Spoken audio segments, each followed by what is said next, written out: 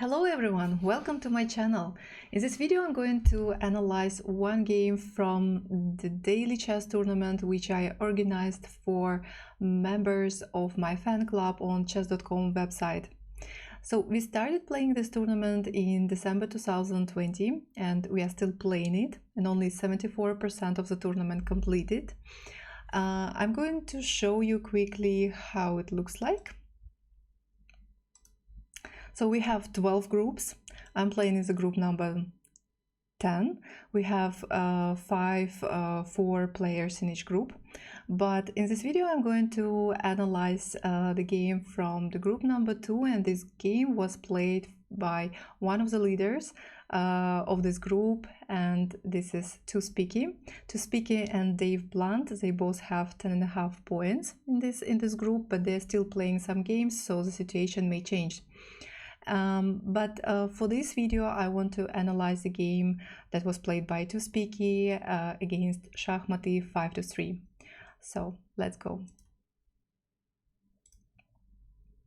Yes, so Too-Speaky was playing this game with white pieces and Shahmaty 5-3 with black pieces.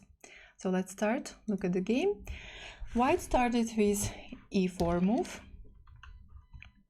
e4, e5 was played, and with the second move white played bishop e2. A bit unusual for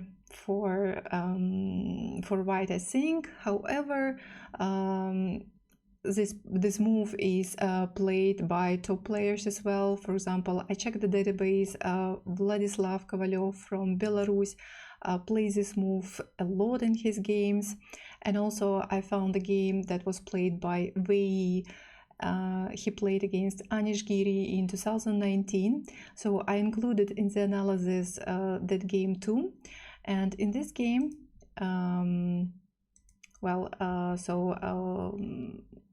after bishop e2, black played knight c6, f4 was played, and g6. But in the game of Wei and Anish Giri, black played d5, d3, g6 was played, knight f3, black played knight f6, e5, black played knight h5, castle, and so on. I'm going to leave this game in the analysis as well, so you can check it if you would like. But let's go back to the game of Too-Speaky against Shahmaty. So g6, knight f3 was played, bishop g7, white played d3, black played d5, white castled, and black played knight f6, so putting some pressure on e4 pawn. So white is playing e5, knight e7, and c4. Yes, c4 is a normal move. It was probably possible also to play c3 with d4 idea in order to protect this pawn structure, but in this game Too-Speaky decided to play c4 immediately. Black took d takes c4, d takes c4, and black castled. Knight c3. If I play this game, I would probably take white pieces. I like this position a lot at the moment because I think white has a lot of space. Seems like there are no problems on the board. Development of pieces is almost completed, so maybe just white needs to develop this bishop from c1 and maybe to put this queen on c2 square, put rook on d1 square, and everything will be fine. Black played a6. What black should do in this position? Since white has no problems and white is just going to finish development of the pieces and put probably both rooks on d file, I think it was important to play at this moment the move f6 and to try to understand what white is going to do with this pawn on e5. When black is playing f6, they put some pressure on this e5 pawn, and there is not enough protection of this pawn, so white actually has to take, and this will help black to open the diagonal for this bishop and to get a little more space. But black played a6. Probably not a big mistake, but maybe just a bit slow. However, I look at the position right now and I understand. So probably black also wants to put a queen on c7 square, but if black plays queen c7, there is this knight b5 move, maybe a little bit annoying. So that's why black decided to play this a6 first.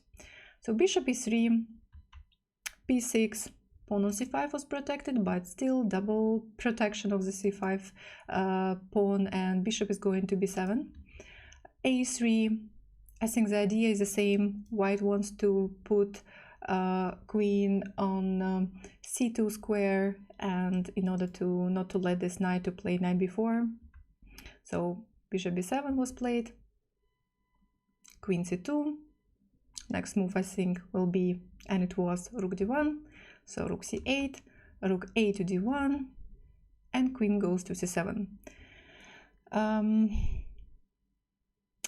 Yes, the idea of white pieces I think will be maybe to put rook to d2 square, and then this second rook is going to from f1 to d1, and position, I don't know, very pleasant for white pieces. 95, very nice move. Attacking the queen, knight in the center of the board, it looks really perfect. However, there is not immediately, because right now queen is hanging, but later there will be e6 move. So if black goes to b8, queen b8, with the next e6 move, then black is fine. However, black made a mistake in this position, and black played queen d8. So at the moment there is a little tactics on the board, and white found it, and white played this move. So what do you think? What white did in this position? How did white play? White played knight x b6. Nice move, nice tactics. So of course knight cannot take this knight because queen is hanging, then just rook will take. I think it is not good for black. And if queen takes on b6, then this knight on d7 will be hanging. And I guess this is the only move, because there is no point to protect this knight by playing rook c7, it will be just bad. So black took on b6, rook takes d7, white is already pawn up, very nice position. Second rook is coming to d1. So rook c7 was played. And this moment, white could play rook f to d1. However, there was also kind of tactics at this moment, and black could play knight d4, attacking the queen, and also attacking this rook on d7. And even though this tactics looks nice and it seems like black is winning an exchange, because if we take this knight with one of our pieces, for example with bishop or with knight, this rook is hanging on d7. However, computer is saying that this position is still better for white pieces. For example, if rook takes, pawn takes, and maybe bishop takes or knight takes, I don't know, maybe bishop can take on d4, attacking the queen. Oops, not like this, like this. Yes, attacking the queen. So white is an exchange down, but with two extra pawns and a lot of space, nice position. This bishop is blocked, so it was also possible to play. But in order to avoid all this, Tuspiki just took the rook on c7, queen takes c7, and he played rook d1. Bishop c8 was played, bishop d3, in order not to let this bishop to go to f5, bishop g4, maybe like attacking this knight on f3. It's not really an attack, but maybe just a little bit annoying pin. Queen f2.